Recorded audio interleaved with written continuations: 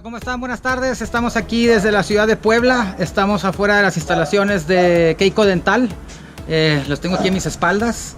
Estamos muy contentos de empezar un nuevo módulo aquí en Puebla.